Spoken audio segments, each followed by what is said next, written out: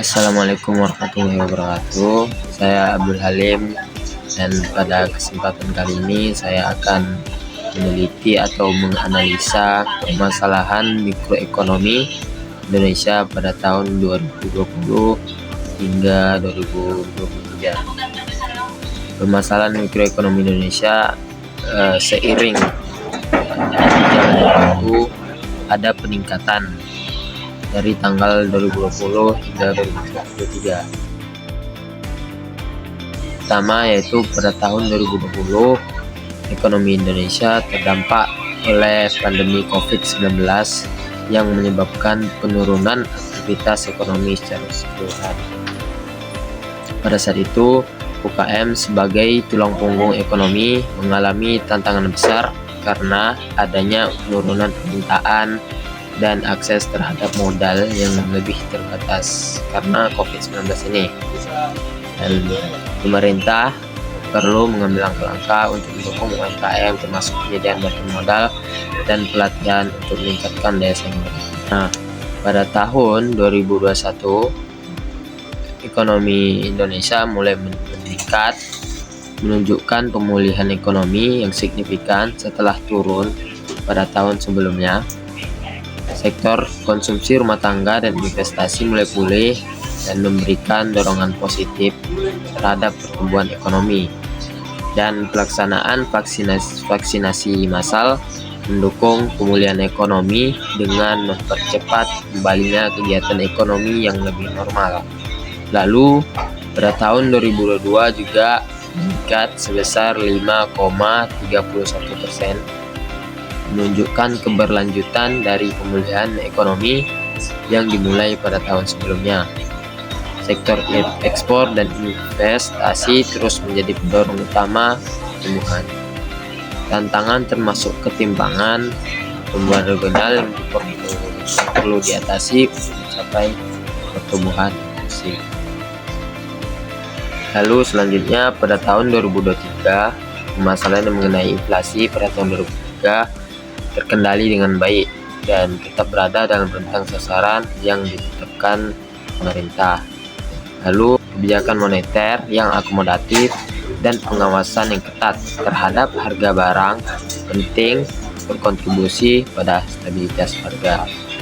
Berdasarkan analisa dari beberapa sumber tadi, saya memiliki beberapa saran, yaitu pertama, dukungan yang lebih besar untuk UMKM melalui kebijakan pemerintah yang lebih proaktif dalam menyediakan bantuan modal, pelatihan keterampilan, dan akses pasar bagi UMKM. Selanjutnya yaitu saran saya investasi dalam infrastruktur. Dengan ini fokus pada pengembangan infrastruktur untuk mendukung pertumbuhan sektor-sektor ekonomi utama seperti industri manufaktur dan sektor jasa. Selanjutnya yaitu saran saya stabilitas kebijakan fiskal dan moneter. Pentingnya mempertahankan kebijakan fiskal yang berkelanjutan dan kebijakan moneter yang hati-hati. Dengan ini pengawasan ketat terhadap inflasi dan penyesuaian kebijakan yang tepat saat diperlukan untuk menjaga stabilitas harga jangka panjang. Lalu yang keempat, saran saya untuk penguatan ketahanan ekonomi dan regional. Dengan ini dapat mengurangi ketimpangan pertumbuhan antar wilayah melalui pembangunan ekonomi yang lebih merata dan integrasi yang lebih baik antar wilayah. Selanjutnya saran saya yang terakhir yaitu meningkatkan nilai tambah produk domestik dengan fokus pada pengembangan industri manufaktur dan peningkatan nilai tambah produk domestik. Indonesia dapat mengurangi ketergantungan pada komoditas dan meningkatkan daya saing di pasar global. Itu adalah saran saya. Dengan mengimplementasikan saran saya tadi, insya Allah Indonesia dapat memperkuat fondasi ekonomi meningkatkan daya saing global, dan menciptakan pertumbuhan ekonomi yang lebih inklusif serta berkelanjutan untuk masa depan. Lalu terakhir adalah kesimpulan.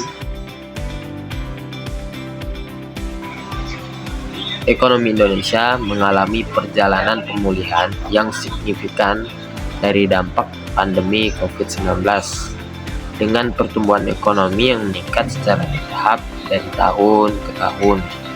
Tantangan termasuk meningkatkan ketahanan ekonomi terhadap fluktuasi global dan memastikan pertumbuhan ekonomi lebih inklusif dan berkelanjutan.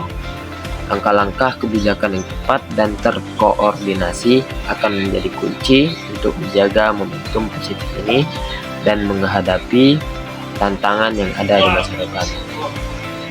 Sekian materi atau analisa saya mengenai permasalahan mikroekonomi dari tahun 2020 hingga 2023. Sekian, assalamualaikum warahmatullahi wabarakatuh.